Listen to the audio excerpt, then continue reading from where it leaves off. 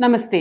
നരേന്ദ്രമോദിക്കെതിരെ നിൽക്കുവാൻ, ഭാരതത്തിനെതിരെ നിൽക്കുവാൻ ഒരു രാജ്യവും ധൈര്യപ്പെടില്ല എന്നതിന്റെ ഒടുവിലത്തെ ഉദാഹരണമാണ് ഈ സംഭവങ്ങൾ. പ്രധാനമന്ത്രി മോദിയുമായുള്ള കൂടിക്കാഴ്ചയ്ക്ക് ശേഷം ഖത്തർ 8 മുൻ ഇന്ത്യൻ നാവികരെ വധശിക്ഷയിൽ നിന്ന് റദ്ദ് ചെയ്തു.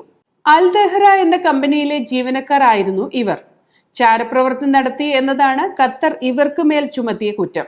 Captain Navdeep Singh Gill, captain Birendra Kumar Verma, captain Saurabh Vasisht, commander Amit Nagpal, commander Purnendu Tiwari, commander Sugunakar Pakala, commander Sanjeev Gupta, നാവികൻ രാകേഷ് എന്നിവരാണ് ഖത്തറിലെ ജയിലിൽ കഴിയുന്നത്.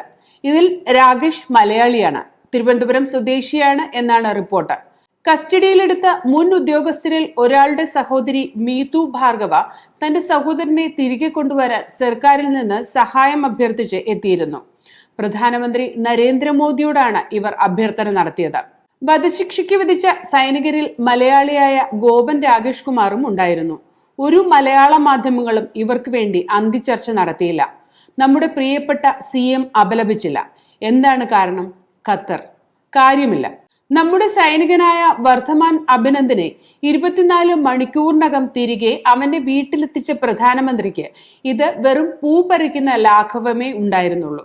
2023 ഡിസംബർ 2 പ്രധാനമന്ത്രി മോദി ദുബായിൽ വെച്ച് ഖത്തർ അമീർ ഷെയ്ഖ് തമീം ബിൻ അഹമ്മദ് അൽ താനിയുമായി ഒരു കൂടിക്കാഴ്ച നടത്തി.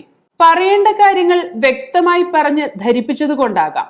എന്റെ കുട്ടികൾക്ക് ഒന്നും സംഭവിക്കരുത്, സംഭവിച്ചാൽ എന്താകും അതിന്റെ പ്രത്യാഘാതം എന്ന് ഓർമ്മപ്പെടുത്തിയത് കൊണ്ടാകാം. അതിന്റെ പരിണാമം ഇങ്ങനെയാണ്: വധശിക്ഷ റദ്ദ് ചെയ്തു. ഇതാണ് മോദി, ഇതാണ് ഭാരതം.